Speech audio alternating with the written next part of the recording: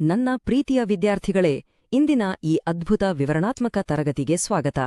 ಧ್ವನಿ ತರಂಗಗಳ ಭೌತಶಾಸ್ತ್ರ ಅಂದ್ರೆ ಬರೀ ಪುಸ್ತಕದಲ್ಲಿರುವ ಒಣ ವಿಷಯವಲ್ಲ, ಇದು ಕಣ್ಣಿಗೆ ಕಟ್ಟುವಂತಹ ನೈಜ ವಿಜ್ಞಾನ. ಇವತ್ತು ನಾವು ಧ್ವನಿ ಹೇಗೆ ಹುಟ್ಟುತ್ತೆ, ಹೇಗೆ ಚಲಿಸುತ್ತೆ ಅನ್ನೋದನ್ನ ದೃಶ್ಯ ರೂಪದಲ್ಲಿ ನೋಡಲಿದ್ದೇವೆ. ಒಬ್ಬ ವಿಜ್ಞಾನ ಪ್ರಾಧ್ಯಾಪಕನಾಗಿ ಈ ಮ್ಯಾಜಿಕ್ ಅನ್ನ ನಿಮ್ಗೆ ತೋರಿಸಲು ನಾನು ತುಂಬಾನೇ ಉತ್ಸುಕನಾಗಿದ್ದೇನೆ. ಬನ್ನಿ ಶುರು ಮಾಡೋಣ. ಸರಿ, ಹಾಗಾದ್ರೆ ಇಂದಿನ ನಮ್ಮ ಪಠ್ಯಕ್ರಮ ಹೀಗಿದೆ.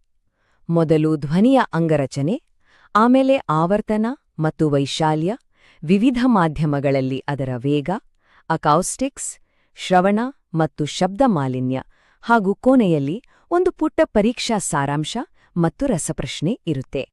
ಬನ್ನಿ ನಮ್ಮ ಮೊದಲನೇ ಭಾಗದಿಂದ ಶುರು ಮಾಡೋಣ. ಅದೇ ಧ್ವನಿಯ ಅಂಗರಚನೆ ಮತ್ತು ತರಂಗ ಪ್ರಸರಣದ ಭೌತಶಾಸ್ತ್ರ.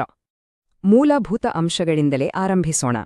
ಈ ಶ್ರುತಿ ಕವೆ ಅಂದರೆ ಟ್ಯೂನಿಂಗ್ ಫೋಕ್ ನ ಅತಿ ನಿಧಾನಗತಿಯ ಕಂಪನವನ್ನೊಮ್ಮೆ ಊಹಿಸಿಕೊಳ್ಳಿ.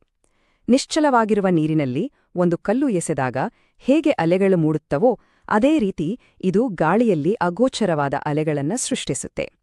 ಮಾಧ್ಯಮದ ಕಣಗಳು ಒಂದಕ್ಕೊಂದು ಡಿಕ್ಕಿ ಹೊಡೆದು ತರಂಗ ಚಲಿಸುವ ದಿಕ್ಕಿನಲ್ಲೇ ಶಕ್ತಿಯನ್ನ ವರ್ಗಾಯಿಸುತ್ತವೆ. ಇದನ್ನೇ ನಾವು ಉದ್ದದ ತರಂಗ ಅಥವಾ ಲಾಂಗಿಟ್ಯೂಡ್ನಲ್ ವೇವ್ ಅಂತ ಕರೆಯೋದು. ಅದ್ಭುತವಾದ ಸಿನಿಮ್ಯಾಟಿಕ್ ಬೆಳಕಿನ ಸಂಯೋಜನೆಯನ್ನೊಮ್ಮೆ ಗಮನಿಸಿ. ಡ್ರಮ್ ಬಾರಿಸಿದ ತಕ್ಷಣ ಏನಾಗುತ್ತೆ ಗೊತ್ತಾ? ಗಾಳಿಯ ಕಣಗಳು ಹತ್ತಿರ ಬಂದು ಒತ್ತಡ ಹೆಚ್ಚಾಗುತ್ತೆ. ಇದನ್ನ ಸಂಕೋಚನ ಅಂತೀವಿ. ಆಮೇಲೆ ಆ ಕಣಗಳು ದೂರ ಸರಿತವೆ. ಇದು ವಿರಳೀಕರಣ. ಈ ಹೊಳೆಯುವ ತರಂಗಗಳು ಹೇಗೆ ಚಲಿಸ್ತವೆ ಅನ್ನೋದನ್ನ ನೋಡೋದೇ ಒಂದು ಸೊಗಸು ಅಲ್ವಾ? ಈಗ ಮುಂದೆ ಹೋಗೋಣ.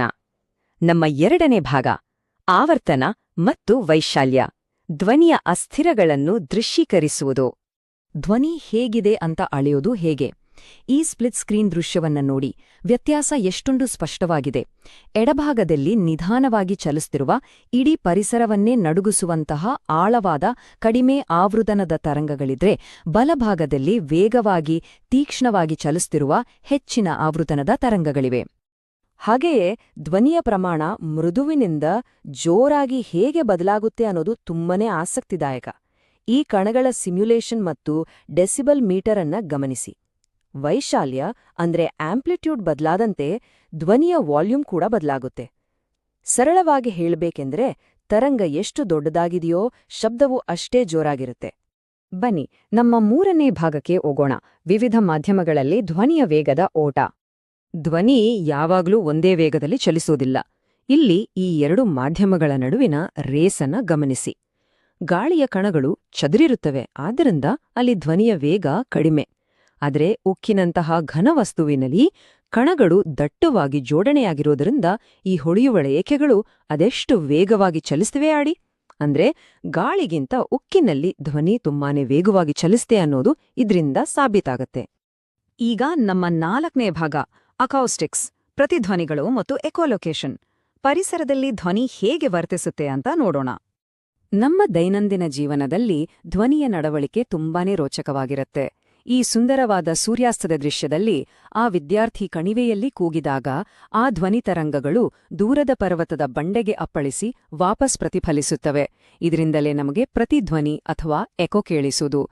ಕೂಗಿದ ಶಬ್ದವೇ ಎರಡನೇ ಬಾರಿ ಕೇಳಿಸುವುದು. ನಿಜಕ್ಕೂ ಅದ್ಭುತ ಅಲ್ವಾ? ಭೌತಶಾಸ್ತ್ರವನ್ನು ಅರ್ಥಮಾಡಿಕೊಳ್ಳುವುದು ಯಾಕೆ ಮುಖ್ಯ ಅನ್ನೋದಕ್ಕೆ ಇದೊಂದು ಉತ್ತಮ ಉದಾಹರಣೆ. ಒಂದು ಖಾಲಿ ಸಭಾಂಗಣದಲ್ಲಿ ಧ್ವನಿಯು ಗೋಡೆಗಳಿಗೆ ಬಡೆದು ಗೊಂದಲಮಯವಾದ ಶಬ್ದ ಅಂದರೆ ರಿವರ್ಬರೇಷನ್ ಉಂಟುಮಾಡುತ್ತೆ. ಅದೇ ನೀವು ಕರ್ಟನ್ಗಳು ಮತ್ತು ಅಕೌಸ್ಟಿಕ್ ಫೋಮ್ಗಳಿಂದ ವಿನ್ಯಾಸಗೊಳಿಸಿದ ಸೌಂಡ್ ಪ್ರೂಫ್ ಹಾಲ್ ಅಥವಾ ಸ್ಟುಡಿಯೋ ನೋಡಿದರೆ, ಅಲ್ಲಿ ಈ ಫೋಮ್ಗಳು ತರಂಗಗಳನ್ನು ಹೀರಿಕೊಳ್ಳುತ್ತವೆ ಮತ್ತು ಧ್ವನಿಗೆ ಪರಿಪೂರ್ಣವಾದ ಸ್ಪಷ್ಟತೆ ಸಿಗುತ್ತೆ. ನಮ್ಮ ಕಿವಿಗೆ ಕೇಳಿಸದ ಎಷ್ಟೋ ಧ್ವನಿಗಳ ಜಗತ್ತು ಇದೆ. ಉದಾಹರಣೆಗೆ, ಕತ್ತಲೆಯಲ್ಲಿರುವ ಬಾವಲಿಗಳು ಎಕೋಲೊಕೇಶನ್ ಮೂಲಕ ಅಲ್ಟ್ರಾಸಾನಿಕ್ ತರಂಗಗಳನ್ನು ಬಳಸಿ ಹೇಗೆ ದಾರಿ ಹುಡುಕ್ತವೆ ನೋಡಿ.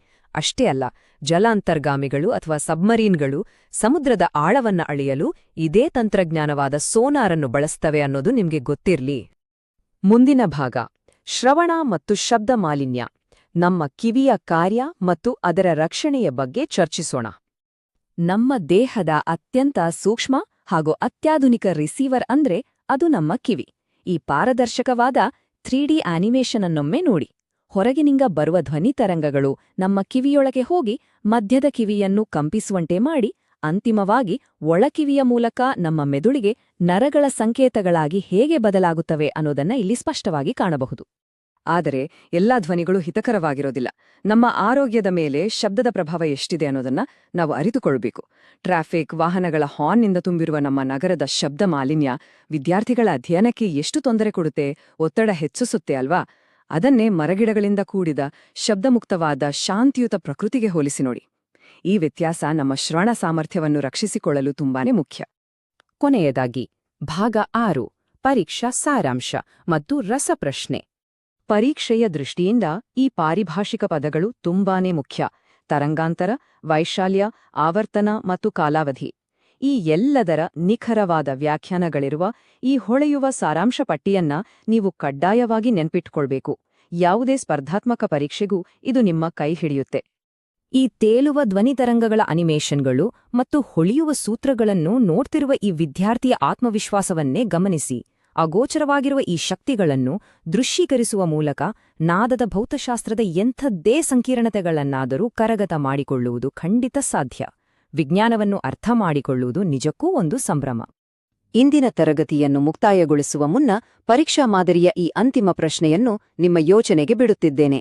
ಉದ್ದದ ತರಂಗವು ಗಾಳಿಯಂತಹ ಮಾಧ್ಯಮದಲ್ಲಿ ಮೂಲದಿಂದ ಕೇಳುಗನ ಕಿವಿಯವರೆಗೆ ಶಕ್ತಿಯನ್ನು ಸಾಗಿಸಲು ಸಂಕೋಚನ ಮತ್ತು ವಿರಳೀಕರಣ ಎರಡನ್ನೂ ಒಟ್ಟಿಗೆ ಹೇಗೆ ಬಳಸಿಕೊಳ್ಳುತ್ತದೆ? ಇದರ ಬಗ್ಗೆ ಆಲೋಚಿಸಿ ನಿಮ್ಮ ಉತ್ತರವನ್ನು ಕಂಡುಕೊಳ್ಳಿ. ಇಂದಿನ ಈ ವಿಶ್ಲೇಷಣಾ ತರಗತಿಯಲ್ಲಿ ಪಾಲ್ಗೊಂಡಿದ್ದಕ್ಕಾಗಿ ಧನ್ಯವಾದಗಳು. ಮುಂದಿನ ತರಗತಿಯಲ್ಲಿ ಭೇಟಿಯಾಗೋಣ.